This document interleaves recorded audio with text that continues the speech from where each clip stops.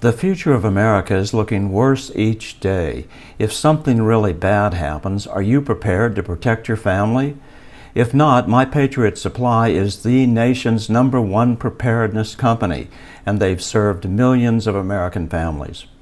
Right now, you can save 25% off their popular 4-week emergency food kit, which will keep you well fed with 4 weeks worth of breakfast, lunch, dinner, drinks, and snacks totaling over 2,000 calories a day. This food stays fresh for up to 25 years in proper storage, so it will be there when you need it. So don't wait. Go to preparewithbill.com for more info.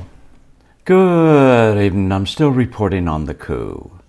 House Senator Lindsey Graham has continued to slip through the net and expose himself to every Republican as the rhino-in-chief is a complete mystery to many. Every time he would stab President Trump in the back, he could immediately get out of it by saying a few nice things about him, and the chorus of approval on TV news was overwhelming. But with Trump out of the picture temporarily, Graham has been busy promoting the Biden anti-American agenda through its most subtle yet most politically significant moves, packing the courts with essentially people who are communists.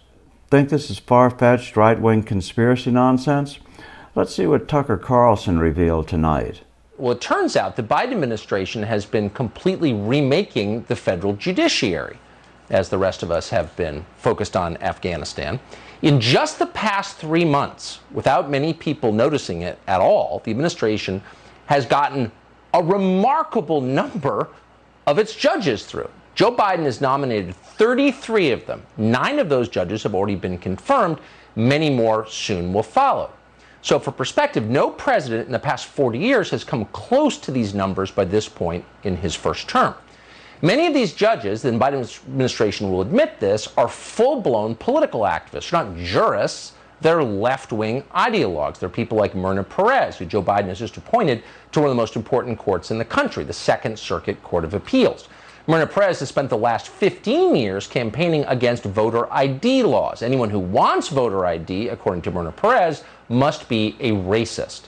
Right before her confirmation hearings began, Perez wrote a piece for a social justice magazine in which she railed against, quote, the GOP campaign to make elections less free, showing a state ID as you do to get on an airplane or buy Sudafed at Walgreens. So you would expect the Biden administration to flood the judiciary with lunatics like this. They want power, and partisan judges will help ensure that that power goes completely unchecked. Here's what you wouldn't expect. And that's one of the most prominent members of the so-called conservative party to spend his time helping the Biden administration do that. But that's happening. It's exactly what's happening.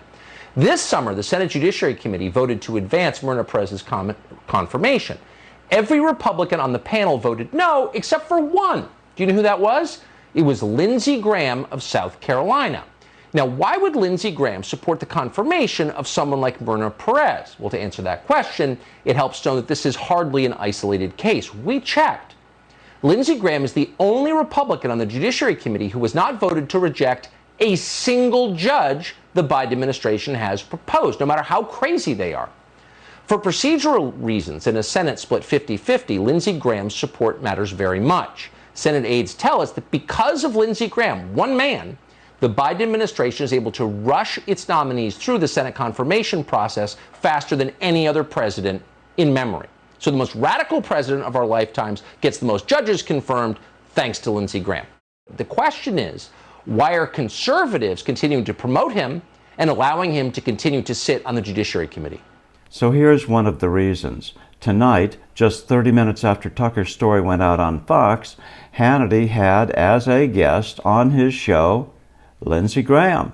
Our fellow Americans are stranded, trapped behind enemy lines, hostage to the whims of the terrorist group, the Taliban. Where are the priorities of the Biden-Harris White House? Here with reaction, South Carolina Senator Lindsey Graham.